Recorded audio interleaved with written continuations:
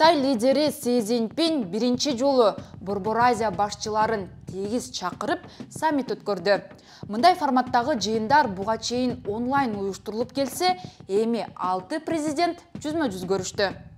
Согуш болуп жаткан шартта Кытай аймакты дагы өзүнө тарткысы келет. Маселен, Си Борбор Азияга 4 миллиард доллардай жардам берерин жар салды. Эксперттер мындай берешендикти аймактагы лидерликти колго алуу катары баалап жатышат. Кытай менен мамиледе эмнелерге көңүл буруу керек? Бул саммиттин башкалардан өзгөчөлүгү жана мааниси кандай? Кытайдын мындай кызыгуусунан Борбор Азия чоочулайбы же мүмкүнчүлүктү пайдаланып калышы керекпи? Кытай Борбор Азия мамлекеттери менен визасыз режим киргизгени канчалык кооптуу? Кытайдын көзүн караткан карыз кантип төлөнөт? Аты жөнүм Асель Шамилова, алдыда кенен талдап берем. Саламатсызбы?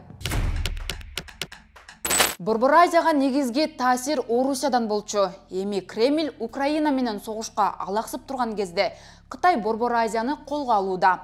19 майда Си Цзиньпин Борбор Азия өлкөлөрүнүн өнүгүшү боюнча ири планын жарыялады. Ал бул саммит 6 өлкөнүн өнүгүшүнө күч берип, туруктуулук жана тынчтыкка өбөлгө болот деп ишендирди. Ошентип Си 26 миллиард юань, башкача айтканда 3 миллиард 700 миллион доллар кайтарымсыз каражат берерин билдирди. Ошондой эле Борбор Азиянын коопсуздугу жана суверендүүлүгүнө кепилдик берди. Ал дүйнөгө стабилдүү Борбор Азия керек экенин белгилеп, мамлекеттердин эгемендүүлүгү, коопсуздугу, көз карандысыздыгы жана аймактык бүтүндүгү камсыз кылынууга, эли өз алдынча тандап алган өнүгүү жолдорунун урматталышы керектигин белгиледи. Кытайдагы саммитке катышып жаткан Кыргызстандын Соода өнөр жай палатасынын төрагасы Темир Сариев бул саммиттин өзгөчөлүгүн жана маанисин Медиа Хабга телефондон айтып берди. Жардам катары анан 3 негизги маселени көтөрүп атышат. Булар биринчи ушул айыл чарба продукцияларын өндүрүү жана аны ушул Кытайдын базарларына жеткирүү. Бул экинчиси жашыл экономика боюнча, жашыл энергия боюнча ушул келечекте катуу байланышсак деп. Анан үчүнчүсү болсо бул жанагы цифровизация боюнча деп. Мына ушул 3 багытка дагы көп басым жасап атышат. Албетте коопсуздук маселелери, мына Афганистан менен болгон ошол оркагында болуп аткан коопсуздук боюнча дагы биз абдан жардам беребиз дешти да. Кытай менен көп жылдан бери айтылып, бирок жүзөгө ашпай келе жаткан Кыргызстан, Кытай, Өзбекстан темир жол долбоорун ишке ашырууну тездетүү маанилүү экени макулдашылды. Аны куруу долбоорунун техникалык, экономикалык негиздемеси 1-июнга чейин даяр болорун Өзбекстан темир жолдору компаниясы билдирген эле. Сариев эгер бул темир жол курулуп, ишке кирсе, Кыргызстандын экономикасына реалдуу пайда болорун айтат. Биринчиден ушул Кытайдын башчысы жакын аранын ичинде темир жолдун финансылык жана башкаруу системасын чечип сала башташыбыз керек деди. Бул абдан керек деп айтылды. Буюрса ушул башталып кетсе, абдан чоң түрткү болот экономикабызга дагы, соода саттыгыбызга дагы, жүк ташуубузга дагы, бизге келип аткан товарлардын баасы да абдан арзандайт да. Саммитте Кыргызстан Кытай ортосунда 20дан ашуун документке кол коюлду. Анын ичинде соода өнүктүрүү, айыл чарба багытында кызматташуу, Ысык көлдө 1000 мегаваттык күн электр станциясын куруу жөнүндө инвестициялык макулдашуулар бар. Андан сырткары Кытайдан Кыргызстанга электр энергиясын экспорттоо боюнча келишимге кол коюлду. Кытай Кыргызстанга 42 миллион доллар кайтарымсыз грант бөлөт. Бул каражат эки өлкөнүн ортосундагы экономика тармагындагы долбоорлорду ишке ашыруу үчүн берилет. Кыргызстан Евразия экономикалык биримдигине кирип, Орусия менен стратегиялык мамилесин жар салганына карабастан, бүгүнкү күнү Кытай Кыргызстандын эң башкы соода өнөктөшү бойдон калууда. Өткөн жылы эки өлкөнүн соода саттыгы 4 миллиард доллардан ашкан. Бул жерде сооданын дээрлик баары Кыргызстанга импорттолгон Кытай товарлары. Ал эми Өзбекстандын башчысы Шавкат Мирзиёев менен Кытай лидери стратегиялык өнөктөштүктү өнүктүрүү планын бекитип, инвестиция, жакырчылыкты кыскартуу, айыл чарба продукцияларын сатуу боюнча келишимдерге кол койду.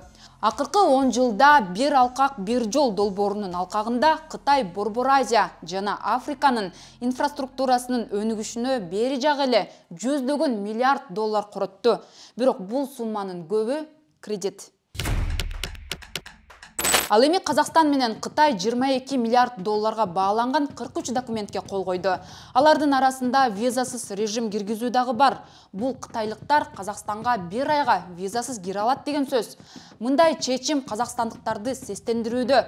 Казак эксперттери өлкө визасыз режимин 1 айдан ашык убакытка бербеши керек деп эсептейт. Себеби өлкөгө көптөгөн кытайлыктар агып кирет деп кооптонуп турат. Ал арада Бишкек дагы Пекин менен визасыз режим сүйлөшүүлөрүн баштады.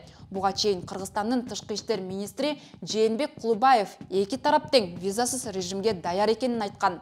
Ал эми Темир Сариев Кыргызстан дагы визасыз режим макулдашуусуна жетишиши керектигин белгиледи. Визасыз режимдин кажети барбы? Бир 10 күндүк, 15 күндүк деп айтылып атпайбы, биякта 30 күнгө чейин депчи. Ошондо ишкерлерге жана туристтер келип бир 10 күн эс алып кеткенге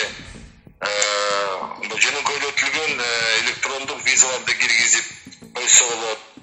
Анан жанагы чоң ишкер адамдарына визасы жок, эгерде ишкерлик кылам десе, инвестиция салам десе, аларга мындай визасы жок мульти визаларды бергенге караштырып чыгыш керек, жөн эле коркуп отура бербеш керек деп коркобуз дегилечи. Кытай менен болгон мамиледе эмнелерге көңүл буруу кажет экенин казакстандык саясат талдоочу Мухтар Тайжан Азаттыкка буларды айтып берди. Мисалы, биздин регионубуз эки үлкөн империянын ортасында турмуз, дурус па?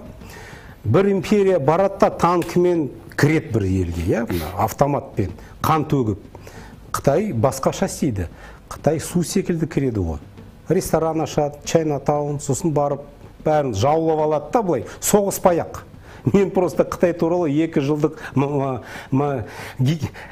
магистрлық жұмысымды жаздым. Олардың стратегияларын мен былай білем. Сол үшін біз стратегиялық объектілерімізде, бізде мысалы Ақтөбе мұнайгаз Қытайдікі, Кумкөл мысалы Қызылорданыкі, 50% Қытайдікі. Азиатский газопровод деген стратегиялық объект Қытайдікі. Көп осындай объектілер. Біз тек қана Қытайға емес, Ресейге де, Американға да біздің өзіміздің стратегиялық объектілерімізді бермеуіміз керек. Саммиттин алкагында Кытай Тажикстанга өлкө үчүн маанилүү болгон Рогун ГЭСин куруп бүтүрүүгө 500 миллион доллар бөлөрү белгилүү болду. 2019-жылы Тажикстан Рогун гидроэлектр станциясын эл аралык донорлордун жардамысыз эле куруп бүтүрүүнү көздөгөн. Анткени менен курулушу 50 жылга созулган дамбага евро биримдик Орусиянын энергетикалык таасирин жокко чыгаруу үчүн инвестиция салууну пландап жатканын билдирген эле. Ал эми Кытай-Түркмөн алакасын бул саммит эки тараптуу стратегиялык өнөктөштүккө жеткирди. Түркмөн газын импорттогон Кытай инвестицияны жана экономика, соода, коммуникация жана инновация тармагындагы кызматташтыкты арттырууга даяр экенин билдирди. Кытайдын Борбор Азияга болгон мындай саясаты кандайдыр бир деңгээлде чоочулоо дагы жаратат. Борбор Азия ансыз деле карыздары менен Кытайга жипсиз байланган. Кыргызстан, Казакстан, Өзбекстан, Тажикстан жана Түркмөнстан Кытайдан алган карызды жалпы эсептесек, миллиарддаган долларды чапчыйт. Кытайга карызы эң көп Казакстан дээрлик 9 миллиард доллар төлөшү керек. Кытай Өзбекстандын да эң ири 3 кредиторунун катарына кирет. Өткөн жылы Ташкент Кытайга карызы 4 миллиард долларга жеткенин жарыялаган. Ошентсе да Өзбекстан карыз алгандан коркпой турганын Шавкат Мирзиёев бир нече жолу айткан. Тышкы карызыбызды өсүп жатат деп баары айтууда. Сырттан акча албасак, экономикабызды ушундай деңгээлге чыгара алмак белек. Биз ички жана тышкы акчаларды өлкөдөгү социалдык жашоону өзгөртүүгө жумшап жатабыз. 1 миллиард 758 миллион доллар Кытайга болгон карыз Кыргызстанды да көптөн түйшөлтүп келет. Бул сумма тышкы карыздын 40%-ын түзөт. Башкача айтканда, ар бир кыргызстандыкка 250 доллар карыз анын мойнуна илинет дегенди түшүндүрөт. Буга чейин Бишкек карызды төлөө мөөнөтүн узартууну суранган, бирок Бейжин мындай өтүнүчкө жооп бере элек. Кыргыз коомунда Кытайга болгон карыздан кантип кутулабыз деген түшүктүү суроолор көп. Ага президент Жапаров жооп бергенге аракет кылган эле. Коомчулукта Садыр Жапаров тышкы карызды төлөө үчүн нарындагы 7 тонну берген аттыр деген сөз дагы эл арасындагы аябай талкууга алынып кетти. Мына ушул боюнча эгерде сиз Кудай буйруп президент болуп калсаңыз, тышкы карыздарды төлөө боюнча нарындагы жетим тоону башка өлкөнүн жарандарына же болбосо сырттан келген инвесторлорго бересизби же бербейсизби? Жетим тоонун 1% эмес, 1 тал куму берилбейт. Куму берилбейт. Өзүбүз иштетебиз. Жетим тоо мененби же башка жак мененби, башка ресурстарыбыз менен Кытайдын карызынан кутулуу жолдорун биз издеп атабыз азыр. Шинжаңдагы мусулмандар маселесин бир дагы президент көтөрүүгө батынбады. Кытайдын Шинжаң уйгур автономунда уйгур, казак жана кыргыз улутундагы миңдеген адам лагерлерде негизсиз камалып жатканы жылдар бою айтылып келет. Бирок Пекин Шинжаңдагы тургундар диний же саясий көз карашы үчүн куугунтукталып жатканын четке кагып, мындай лагерлерди кесипке үйрөтүүчү жана тарбиялоочу борборлор катары сыпаттайт. Видеону көрүп, бөлүшүп, пикир жазыңыз. Сиздер менен мен Асель Шамилова болдум. Аман туруңуз.